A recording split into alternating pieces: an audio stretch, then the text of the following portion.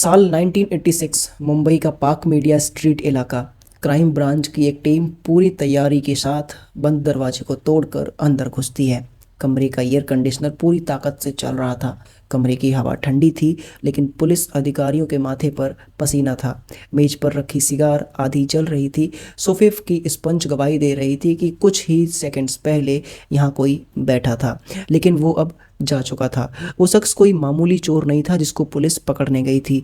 वो था दाऊद इब्राहिम कासकर, और वो पुलिस की गिरफ्त से सिर्फ 5 मिनट की दूरी पर था। लेकिन वो 5 मिनट भारत के इतिहास को हमेशा हमेशा के लिए बदलने वाले थे। लेकिन इस कहानी की शुरुआत किसी आलीशान कमरे या सिगार से नहीं होती। इसकी शुरुआत होती है डोंगरी की उस धूल से जहां 2 वक्त की रोटी भी एक लग्जरी थी। 1970 के दशक में दाऊद इब्राहिम कोई बाहुबली नहीं था। वो बेहद दुबला पतला, कमज़ोर और एक बेहद गरीब परिवार का लड़का था। उसके पिता पुलिस में थे, लेकिन घर की तंगहाली ने दाऊद और उसके बड़े भाई साबिर को सड़कों पर ला खड़ा किया। अंडरवर्ल्ड की भाषा में इसे कहते हैं पलटी मारना। दाऊद और उसके बड़े भाई साबिर मुंबई के मुसाफिरों को झांसा देकर घड़ियां चुराते थे, छोटे मोटे स्कैम करते थे। दाऊद के पास कोई बहुत बड़ी शारीरिक ताकत नहीं थी, लेकिन उसके पास एक सातिर दिमाग था। उसने अपने जैसे ही भटके हुए बेरोजगार और आक्रामक लड़कों को इकट्ठा करना शुरू किया। इस एक गुट का नाम दिया गया यंग पार्टी। यह कोई संगठित सिंडिकेट नहीं था, यह सिर्फ डोंगरी और उमर खाड़ी के उन लड़कों का झुंड था जो पेट भरने के लिए किसी का भी सर फोड़ने या कोई भी क्राइम करने को तैयार रहते थे। उस दौर में मुंबई पर एक ही नाम का खौफ था, पठान गैंग। करीम लाला और उसके खूंखार पठान लड़के मुंबई के स्मगलिंग रूट्स, गोदी और सट्टेबाजी पर एक छत्र राज करते थे। मुंबई पुलिस के लिए पठान गैंग एक ऐसा सिरदर्द बन चुका था जिसका कोई इलाज नहीं था, और यहीं पर पुलिस ने एक ऐसी चाल चली जिसने भारत में संगठित अपराध को परिभाषा बदल दी। ठीक वैसे ही जैसे फिल्मों में एक गुंडे को मारने के लिए पुलिस दूसरे गुंडे का इस्तेमाल करती है, मुंबई पुलिस ने पठान गैंग के वर्चस्व को तोड़ने के लिए दाऊद इब्राहिम को, उसकी यंग पार्टी को अपना अनौपचारिक मोहरा बना लिया। पुलिस ने दाऊद को शह दी। पठान गैंग की हर हरकत की मुखबरी दाऊद तक पहुंचने लगी। दाऊद को लगने लगा कि कानून का हाथ उसके सर पर है, लेकिन खेल सिर्फ पुलिस तक सीमित नहीं था। मुंबई की राजनीति के धुरंधरों को अपनी सीटों को सुरक्षित रखने के लिए बाहुबलियों की जरूरत पड़ती थी। उमर खाड़ी, डोंगरी और नागपाड़ा जैसी विधानसभा सीटों पर बूथ कैप्चरिंग करने, डराने धमकाने और वोट बैंक मजबूत करने के लिए लोकल नेताओं ने दाऊद की गैंग को पालना शुरू किया। जो लड़का कल तक सड़कों पर घड़ियां बदलता था, अब वो पुलिस और राजनीति के कॉकटेल से ताकतवर हो रहा था। लेकिन 1980 के दशक की शुरुआत होते होते दाऊद पुलिस के कंट्रोल से बाहर हो चुका था। 1982 में मुंबई पुलिस की कमान संभाली जूलियो रिबेरो ने, एक ऐसा अधिकारी जो ना तो बिकने के लिए तैयार था और ना ही झुकने के लिए। रिबेरो ने अंडरवर्ल्ड के खिलाफ क्रैकडाउन शुरू कर दिया। दाऊद के भाई साबिर की हत्या हो चुकी थी और दाऊद अब अकेला और चारों तरफ से घिरा हुआ महसूस कर रहा था। साल 1986 तक आते आते अदालतों का शिकंजा और पुलिस की गोलियां दाऊद के बिल्कुल करीब पहुंचने लगी थी। क्राइम ब्रांच के जांबाज अधिकारी डी सोमन ने पूरी बिसात बिछा दी थी। मंत्रालय में बैठे आला अधिकारियों को सूचित कर दिया गया था कि दाऊद इब्राहिम को अगले कुछ मिनटों में बेड़ियों में जकड़ लिया जाएगा। लेकिन इस सिस्टम की नस नस में दाऊद का पैसा बह रहा था। जैसे ही पुलिस की गाड़ियां आगे बढ़ी, मंत्रालय के एक गुप्त लाइन से दाऊद के फोन की घंटी बजी। सूचना लीक हो चुकी थी। जब सोमन और उनकी टीम कमरे में दाखिल होते हैं तो वहां सिर्फ एक ठंडी हवा और आधी जली हुई सिगार उनका मजाक उड़ा रही थी। दाऊद जानता था कि अगर वो एयरपोर्ट गया तो लुकआउट नोटिस की वजह से पकड़ा जाएगा। वो इतना शातिर था कि उसने एयरपोर्ट का रास्ता चुना ही नहीं। वो चुपचाप मुंबई की एक छोटे रेलवे स्टेशन पहुंचा, वहां से ट्रेन पकड़ी और मुंबई के बॉर्डर्स लांघे, और सड़क के रास्ते होते हुए हमेशा के लिए वो भारत से फरार होकर दुबई पहुंच गया। वो फरार नहीं हुआ था, एक्चुअली में भारत की व्यवस्था को एक ऐसा जख्म देकर गया था जो आने वाले दशकों में नासूर बनने वाला था।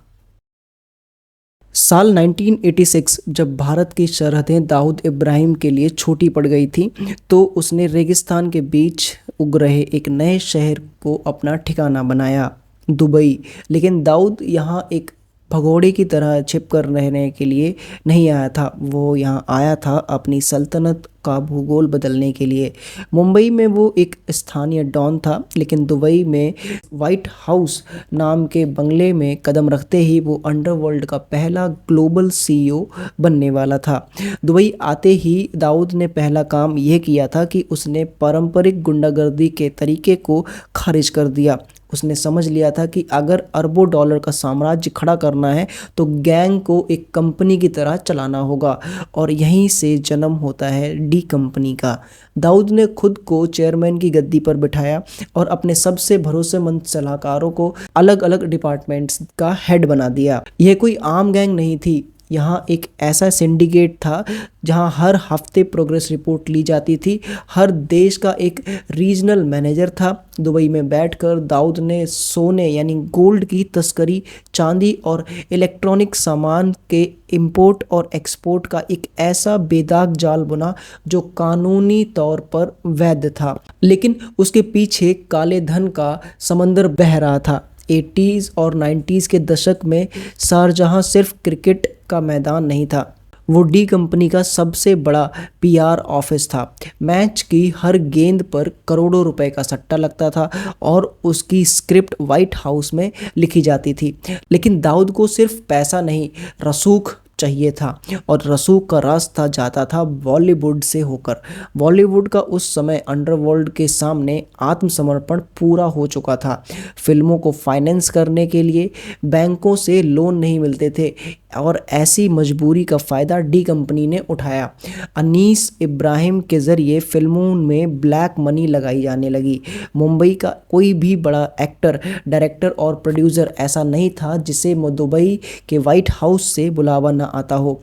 वो बुलावा एक दावत भी थी और एक अदृश्य धमकी भी। जो सितारे भारत में करोड़ों फैंस के दिलों पर राज करते थे, वो दुबई में दाऊद के सामने हाथ बांधे खड़े नजर आते थे। जैसे जैसे डी कंपनी का विस्तार हुआ, दुबई में स्मगलिंग और पारंपरिक तरीके को बदल दिया। पहले सोने के बिस्कुट नावों के जरिए समुद्र तट पर आते जाते, जिसमें पकड़े जाने का खतरा ज़्यादा था। दाऊद ने अपनी सॉफ्टवेयर और फ्रंट कंपनियां का इस्तेमाल करना शुरू किया। कंप्यूटर, टेलीविज़न और बड़े इलेक्ट्रॉनिक सामानों के पुर्जों के बीच रिफाइंड सोने को इस तरह छुपाया जाता था कि कस्टम के बड़े बड़े स्कैनर भी उसे पकड़ नहीं पाते थे।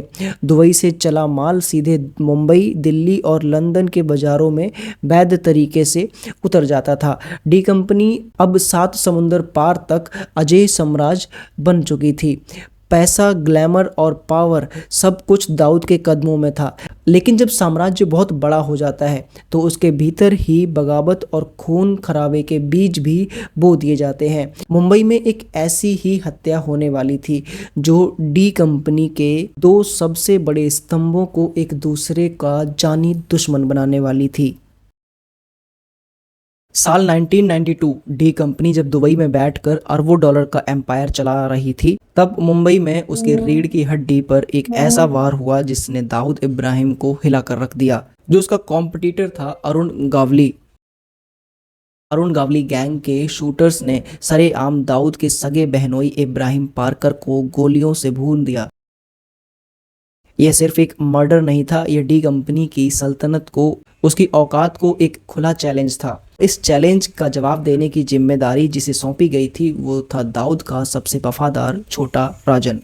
दाऊद को उम्मीद थी कि इस कत्ल की खबर सुनते ही छोटा राजन मुंबई को खून से लाल कर देगा, लेकिन राजन उस वक्त एक अलग ही दुनिया में था। वो शराब और औरतों के नशे में इस कदर डूबा हुआ था कि उसने बदले की कार्रवाई में ढिलाई बरतनी शुरू कर दी। मुंबई के व्हाइट हाउस में बैठे दाऊद का पारा चढ़ रहा था। गैंग के भीतर ही राजन के दुश्मनों, खासकर छोटा शकील को एक मौका मिल गया। शकील ने दाऊद के कान भरने शुरू किए, भाई राजन अब बूढ़ा और सुस्त हो चुका है, जीजाजी का खून बह गया और वो वहाँ अयाशी कर रहा है। राजन की यही लापरवाही उसके पतन की शुरुआत कर देती है। राजन को दरकिनार कर डी कंपनी के नए नए और आक्रामक लड़कों ने सीधे कमान अपने हाथ में ले ली और राजन की तरह योजना बनाने में हफ्तों नहीं लगे थे।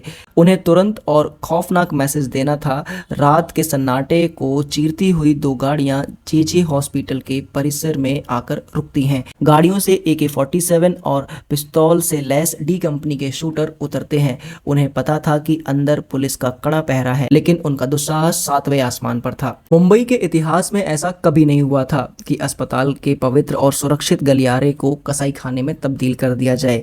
डी कंपनी के लड़कों ने सिर्फ गावली के शूटर को ही नहीं मारा था, बल्कि सुरक्षा में तैनात पुलिस वालों को भी मौत की नींद सुला दिया था। अब इस एक शूट आउट ने मुंबई पुलिस के इकबाल को भी मिट्टी में मिलाकर रख दिया था।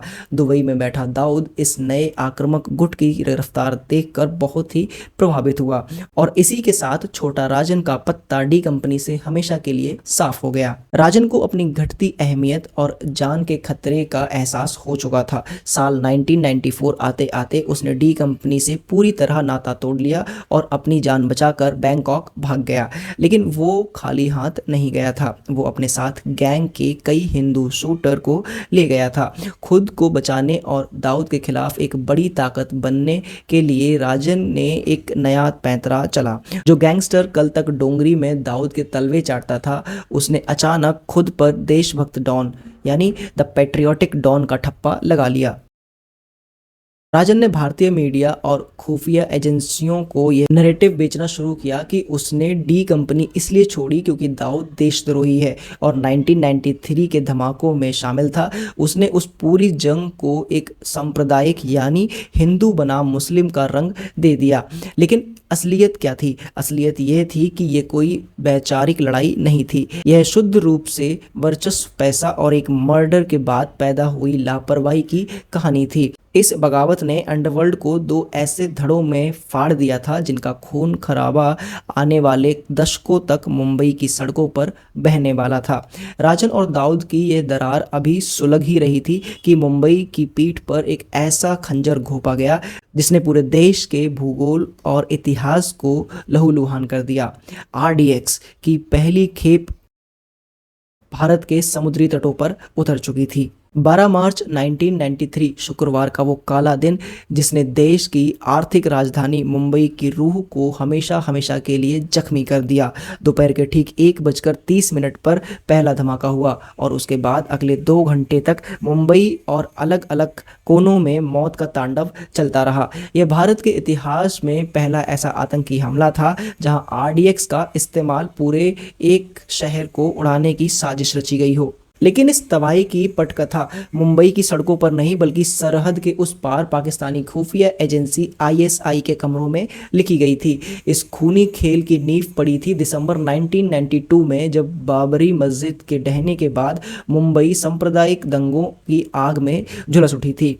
उस दंगे ने कई लोगों के दिलों में नफरत का बारूद भर दिया था और इसी नफरत को कैश करने के लिए पाकिस्तान की खुफिया एजेंसी ISI ने जाल बिछाया। उन्हें भारत को अंदर से ऐसे तोड़ने के लिए एक मोहरे की जरूरत थी और वो मोहरा बना स्मगलर टाइगर मेमन। टाइगर का चांदी की तस्करी का बहुत बड़ा कारोबार था और दंगों की वजह से तबाह हो चुका था और उसके भीतर बदले की आग सुलग रही थी। छोटा शकील ने इसी गुस्से का फायदा उठाया और टाइगर मेमन की मुलाकात दुबई में दाऊद इब्राहिम से करवाई। दाऊद के सामने इस पूरी साजिश को बर्बरी मस्जिद और दंगे का बदला लेने के लिए एक जवाबी कार्रवाई के रूप में पेश किया गया था। अपराध पत्रकारों के विश्लेषण के अनुसार दाऊद शुद्ध रूप से एक माफिया था। उसकी कोई अपनी धार्मिक या वैचारिक लड़ाई नहीं थी। उसे लगा कि यह केवल एक सामान्य दंगा या स्थानीय स्तर पर की जाने वाली जवाबी कार्रवाई है। दाऊद को इस बात का रत्ती भर भी अंदाजा नहीं था कि ISI टाइगर मेमन के लिए मिलिट्री ग्रेड RDX का इस्तेमाल करने जा रही है, जो पूरे शहर को मलबे में बदल देगा। कस्टम अधिकारियों को स्थानीय पुलिस के भ्रष्ट तंत्र और पैसे खिलाकर टाइगर मेमन ने समुद्र के रास्ते RDX की एक बहुत बड़ी खेप भारत में उतार दी। इसके बाद मुंबई के अलग अलग गैराजों में कारों और स्कूटरों के भीतर इन बमों को असेंबल किया गया और फिर आया 12 मार्च का वो दिन। Bombay stock exchange, Air India building, Zaveri Bazaar और सेंचुरी बाजार एक एक करके पूरी मुंबई दहल उठी। पूरा देश स्तब्ध था। धमाकों के बाद जब भारत सरकार और जांच एजेंसियों ने शिकंजा कसा तो दाऊद के पैरों तले जमीन खिसक गई। वह डॉन से रातों रात भारत का सबसे बड़ा आतंकवादी घोषित हो चुका था। लेकिन दोस्तों, दाऊद की इस धमाके में असल भूमिका क्या थी, इसे लेकर दो अलग अलग दृष्टिकोण हैं। अपराध पत्रकार हुसैन जैदी के शोध के अनुसार धमाकों के बाद दाऊद ने खुद फोन पर इंटरव्यू के दौरान बेहद तहजीबदार उर्दू में कहा था कि अगर मैं 1947 के विभाजन के समय भी होता तो भारत सरकार बंटवारे का इल्जाम भी मुझ पर लगा देती। दाऊद इस नैरेटिव से इतना डर गया था कि उसे वरिष्ठ वकील राम जेठमलानी के जरिए लंदन से भारत सरकार को आत्मसमर्पण यानी सरेंडर का एक लिखित प्रस्ताव भेजा था। उसकी शर्त सिर्फ इतनी थी कि उसे आर्थर रोड जेल के बजाय हाउस अरेस्ट यानी नजरबंदी में रखा जाए, क्योंकि जेल के अंदर छोटा राजन और अरुण गवली के शूटरों से उसकी जान को सीधा खतरा था। लेकिन महाराष्ट्र सरकार ने एक क्रिमिनल की इस शर्त को मानने से साफ इनकार कर दिया। जैदी के इनसाइट्स बताते हैं कि चार्जशीट के 200 आरोपियों में से केवल 3 गवाहों के बयान में दाऊद का नाम था, और वह भी सिर्फ दुबई के व्हाइट हाउस में एक सामान्य मुलाकात के संदर्भ में था। लेकिन कानून की नज़र में साजिश की जानकारी होना और उसे न रोकना ही दाऊद को इस महापाप के बराबर का हिस्सेदार बना गई।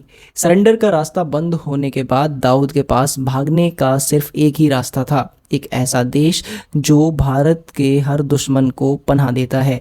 दाऊद हमेशा के लिए पाकिस्तान के कराची शहर में जाकर छिप गया, लेकिन वहां उसकी जिंदगी एक भगोड़े की नहीं बल्कि एक शहंशाह की होने वाली थी।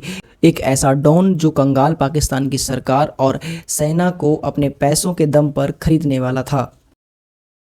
1993 के धमाकों के बाद जब दुनिया भर की खुफिया एजेंसियां दाऊद के पीछे पड़ी थीं, तब उसने दुनिया के नक्शे पर एक ऐसे देश को चुना जो भारत के हर गुनहगार की महफूज पनाहगाह है। पाकिस्तान, कराची का क्लिफ्टन इलाका, जहां स्थित मोइन विला के 50 मीटर के आलीशान स्मगलिंग पूल के किनारे बैठकर दाऊद ने अपनी ज़िंदगी का सबसे बड़ा दांव खेला। भारतीय मीडिया में समय समय पर उसकी बीमारी और मौत की अफवाहें उड़ाती रही। अभी 6 महीने पहले भी उसे गंभीर फूड पॉइजनिंग की खबरें आईं, लेकिन हकीकत क्या है? खोजी पत्रकारों के अनुसार दाऊद आज भी 2026 में पूरी तरह जीवित है और अपने सिंडिकेट में 100% एक्टिव है। शुरुआत में दाऊद के लिए कराची की राह आसान नहीं थी। उसे वहां के स्थानीय जाट और पंजाबी माफिया के भारी विरोध का सामना करना पड़ा, लेकिन पाकिस्तानी खुफिया एजेंसी ISI और वहां की सेना का वरदहस्त उसके सिर पर था। पाकिस्तान एक ऐसा देश है जो आर्थिक कंगाली और भ्रष्टाचार के दलदल में धंसा हुआ है, और इसी मजबूरी का फायदा उठाकर दाऊद वहां किंग मेकर बन गया। उसने अपने बेहिसाब काले धन से वहां की पूरी व्यवस्था को खरीद लिया। आज पाकिस्तान की film industry, Lollywood, Pakistan cricket board, वहाँ की सेनेट और बड़े राजनीतिक दल दाऊद के इशारों पर नाचते हैं। उसका समधी जावेद मियादाद खुलेआम टीवी पर इस रिश्ते पर गर्व जताता है, क्योंकि उसे पता है कि कराची की सत्ता की चाबी इसी मोइन विला से होकर गुजरती है। कराची में बैठकर दाऊद ने अपने बिजनेस का मॉडल पूरी तरह बदल दिया। अब वह सिर्फ मुंबई का एक अपराधी नहीं बल्कि अंतर्राष्ट्रीय स्तर का स्मगलिंग किंगपिन बन चुका था, यानी इंटरनेशनल क्रिमिनल बन चुका था। उसका सिंडिकेट अब ड्रग्स की बड़ी खेप, छोटे हथियार और उत्तर अफ्रीका की 3 बेनामी खदानों से निकलने वाले ब्लड डायमंड यानी खूनी हीरे की तस्करी कर रहा था। लेकिन सबसे शातिर दिमाग लगाया गया सोने की तस्करी में। दाऊद ने दुनिया भर में वैध सॉफ्टवेयर और इलेक्ट्रॉनिक फ्रंट कंपनियां खड़ी की। इन कंपनियों की आड़ में कंप्यूटर और लैपटॉप के डिब्बों के भीतर सोने को इस तरह छिपाकर इंपोर्ट किया जाता था कि कस्टम का कोई भी अधिकारी शक नहीं कर पाता था। इसके अलावा उसके भाई अनीश इब्राहिम ने पाकिस्तान में फायरब्रांड गुटखा का एक विशाल साम्राज्य स्थापित किया, जिसने पूरे देश में तंबाकू बाजार पर कब्जा कर लिया। ग्लोबल स्तर पर उसके पास खुद की एयरलाइंस, टीवी और रेडियो स्टेशंस, ग्रोसरी स्टोर्स की पूरी चेन और गेहूं के बड़े बड़े खेत और विशाल कंटेनर यार्ड्स हैं, जो कि टर्नओवर कभी मुंबई के महज 1000 से 2000 करोड़ का था, वह अब कराची में आकर अरबों डॉलर के ग्लोबल नेटवर्क में तब्दील हो चुका था। दौलत का यह अंबार, यह रसूख, यह असीमित पावर, सब कुछ दाऊद के पास है। लेकिन इस सोने के पिंजरे की एक खौफनाक हकीकत भी है। अपराध पत्रकारों का मानना है कि दुनिया के तमाम बड़े गैंगस्टर अंदर से बेहद इनसिक्योर होते हैं। कोई भी डॉन वास्तव में कॉन्फिडेंट या सुकून में नहीं जीता। दाऊद आज अरबों डॉलर का मालिक तो है, लेकिन वह कराची से बाहर कदम नहीं रख सकता। वह अपने ही देश भारत में कदम रखने से डरता है। वह अपनी सुरक्षा के लिए उसी ISI का बंधक है जिसे वह पालता है। वह एक ऐसा अदृश्य सुल्तान है जिसका साम्राज्य पूरी दुनिया में फैला है, लेकिन उसकी अपनी जिंदगी एक आलीशान कब्र के सिवाय कुछ भी नहीं है। दाऊद तो कराची के पिंजरे में बंद हो गया, लेकिन भारत के भीतर अपराध का जो इकोसिस्टम उसने तैयार किया था वह थमा नहीं। अंडरवर्ल्ड ने अब लड़कों को अपनी गैंग में भर्ती करने के लिए कॉरपोरेट मॉडल तैयार कर लिया था जो देश के बेरोजगारी का फायदा उठा रहा था। एक ऐसा सिस्टम जहां जेलों से शूटर निकलते थे और सुपारी दी जाती थी संगीत सम्राटों की, बड़ी बड़ी हस्तियों की, बड़ी बड़ी सेलिब्रिटीज की। अंडरवर्ल्ड का HR डिपार्टमेंट, जब हम अंडरवर्ल्ड या डी कंपनी की बात करते हैं तो हमारे दिमाग में सिर्फ बंदूकें और खून खराबा आता है, लेकिन पर्दे के पीछे इस काले साम्राज्य को चलाने के लिए एक बेहद संगठित और शातिर दिमाग यानी HR डिपार्टमेंट काम करता है। एक ऐसा सिस्टम जो देश की लाचारी, गरीबी और बेरोजगारी का फायदा उठाकर नए लड़कों को किलिंग मशीन में तब्दील कर देता है। आइए समझते हैं कि अपराध जगत के इस रिक्रूटमेंट मॉडल को जिसने भारत की जेलों को अंडरवर्ल्ड के प्लेसमेंट सेल में बदल दिया हो। किसी रिक्रूटमेंट के मुख्य रूप से 3 चरण होते हैं। पहला चरण, टारगेट ग्रुप की पहचान। गैंग के स्काउट्स देश के उन गरीब और बेसहारा युवाओं को ढूंढते हैं जिनके परिवार में कोई गंभीर रूप से बीमार हो और इलाज के लिए पैसे ना हो। लेकिन सबसे बड़ा खेल होता है दूसरे चरण में, यानी जेल का नेटवर्क। गैंग के मुख्य रिक्रूटर्स जानबूझकर छोटे मोटे अपराध कर के जेल जाते हैं और बिना जमानत के महीनों अंदर रहते हैं। वहां वे उन युवा, आक्रामक और बेसहारा कैदियों को चिन्हित करते हैं जो पहली बार किसी मजबूरी में अंदर आए हैं। जब कोई गरीब कैदी रोता है, उसके पास वकील की फीस के पैसे नहीं होते, तो फिर शुरू होता है तीसरा चरण, फ्री लीगल एंड कर्ज का जाल। रिक्रूटर्स जेल के अंदर से ही बाहर अपनी गैंग के वकील को सक्रिय करते हैं। कोर्ट रूम में पहले से मौजूद गैंग के वकील मुफ्त में उसका केस लड़ते हैं और जमानत की पूरी रकम भी गैंग की तरफ से ही भरी जाती है। जेल से बाहर आते ही वो लड़का पूरी तरह गैंग के एहसानों तले दब चुका होता है। रिक्रूटर्स उसे सीधे गैंग बॉस के सामने पेश करते हैं। उसकी स्किल देखी जाती है। अगर वो गाड़ी अच्छी चलाता है तो उसे गेटअवे कार ड्राइवर बना दिया जाता है, और अगर उसका जिगर मजबूत है तो उसे सीधे हाथ में कट्टा थमाकर शूटर के काम पर लगा दिया जाता है।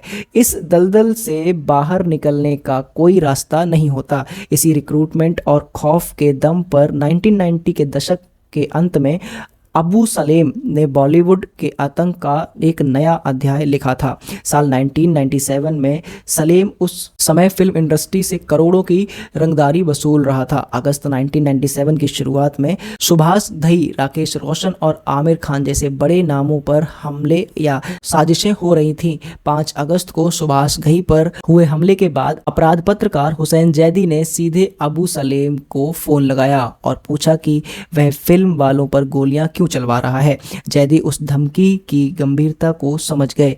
वे तुरंत भागे और मुंबई पुलिस की क्राइम ब्रांच के एक बेहद सीनियर अधिकारी को पूरी बातचीत और धमकी की जानकारी दी। पुलिस ने कुछ लोगों की सुरक्षा बढ़ाई, लेकिन उनका तंत्र इस खौफनाक साजिश को भांपने में नाकाम रहा।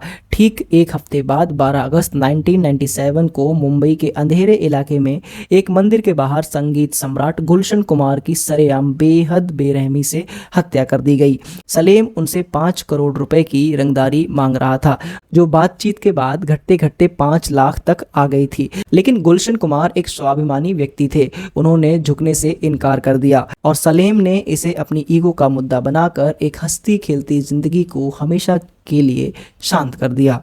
गुलशन कुमार की हत्या और दर्जनों ब्लास्ट के बाद सलेम फरार हो गया था, लेकिन साल 2005 में उसे पुर्तगाल से प्रत्यार्पित करके भारत लाया गया और यहीं पर भारतीय न्याय और प्रशासनिक व्यवस्था का एक ऐसा विरोधाभास सामने आया जो आज भी कई सवाल खड़े करता है। एक तरफ जहां भारत सरकार ने दाऊद इब्राहिम के आत्मसमर्पण के प्रस्ताव को यह कहकर ठुकरा दिया था कि हम किसी क्रिमिनल की शर्त नहीं मान सकते, वहीं दूसरी तरफ अबू सलेम को भारत लाने के लिए तत्कालीन उप प्रधानमंत्री लाल कृष्ण आडवाणी ने पुर्तगाल सरकार को लिखित आश्वासन दिया था कि सालेम को भारत में कभी भी फांसी नहीं दी जाएगी और इसे 25 साल से ज़्यादा जेल में नहीं रखा जाएगा। इसका सीधा मतलब यह है कि साल 2030 में अबू सलेम को कानूनी तौर पर रिहा करना पड़ सकता है। इतना ही नहीं, सरकार ने सलेम पर केवल 8 केसेस चलाए और उसे गुलशन कुमार हत्याकांड के मुख्य मुकदमे से पूरी तरह बाहर रखा। यह सरकार के दोहरे रवैये और अंडरवर्ल्ड के खिलाफ कमजोर पड़ती राजनीतिक इच्छा शक्ति के सबसे बड़ी मिसाल माना जाता है। अबू सलेम जेल में बंद हो गया मगर दाऊद कराची के पिंजरे में कैद हो गया। लेकिन अपराध की इस मॉडर्न कॉरपोरेट मशीन ने अब एक नया रूप इख्तियार कर लिया है। एक ऐसा नया डॉन जिसका नाम सोशल मीडिया पर ट्रेंड करता है, जिसकी धमक जेल के अंदर से चलती है। लेकिन क्या ये नया खौफ वाकई उतना ही बड़ा है जितना दिखाया जा रहा है, या फिर इस नए खौफ के पीछे सत्ता और इंटेलिजेंस का कोई ऐसा खेल है जो दाऊद के साम्राज्य को छिपाने के लिए खेला जा रहा है? साल 2026 भारत का अपराध जगत अब डोंगरी की तंग गलियों या दुबई के व्हाइट हाउस से नहीं चलता। आज का अंडरवर्ल्ड हवा में तैरते डिजिटल क्लाउड और जेल की बैरक नंबर 10 से ऑपरेट होता है। सोशल मीडिया पर एक नाम इस कदर ट्रेंड करता है मानो वो कोई अंडरवर्ल्ड डॉन नहीं बल्कि कोई कल्ट यूथ आइकन हो। लॉरेंस बिश्नोई, सिद्धू मूसेवाला से लेकर बाबा सिद्दीकी मर्डर केस तक हर बड़ी वारदात के पीछे इसी एक नाम का ठप्पा लगा दिया जाता है। लेकिन खोजी पत्रकार और क्राइम इंटेलिजेंस के चश्मे से देखें तो क्या वाकई में ये हकीकत है? क्या लॉरेंस बिश्नोई वाकई दाऊद इब्राहिम से भी बड़ा डॉन बन चुका है, या फिर हम सब एक बहुत बड़े फॉल्स नैरेटिव यानी झूठी कहानी के जाल में फंसे हुए हैं? क्राइम इन्वेस्टिगेटर्स और जानकारों के अनुसार लॉरेंस बिश्नोई कोई एक व्यक्ति या कोई एक गैंग नहीं है। बिश्नोई आज के दौर में अपराध का एक कॉन्सेप्ट या एक ओपन सोर्स ब्रांड बन चुका है। दाऊद के दौर में अगर किसी को रंगदारी मांगनी होती थी तो उसे डी कंपनी का बकायदा हिस्सा देना पड़ता था, छोटा शकील से हरी झंडी लेनी पड़ती थी। लेकिन आज का मॉडल बिल्कुल अलग है। आज पंजाब, हरियाणा, यूपी या राजस्थान का कोई भी छोटा स्थानीय गुंडा अगर किसी बिल्डर या व्यापारी को धमकाना चाहता है तो वो सीधे बिश्नोई का नाम इस्तेमाल कर लेता है। मर्डर कोई अगर करता है तो प्लानिंग कोई और करता है और क्रेडिट बिश्नोई गैंग को दे दिया जाता है। लॉरेंस के लिए यह एक विन विन सिचुएशन है। जेल में बैठे बैठे उसका खौफ और ब्रांड वैल्यू बिना कुछ किए आसमान छू रही है। जब मुंबई में बाबा सिद्दीकी की हत्या हुई तो कुछ ही घंटे के भीतर सोशल मीडिया पर एक पोस्ट के जरिए बिश्नोई गैंग ने इसकी जिम्मेदारी ले ली। नैरेटिव सेट कर दिया गया कि यह हत्या सलमान खान से उनकी नजदीकियों के कारण हुई।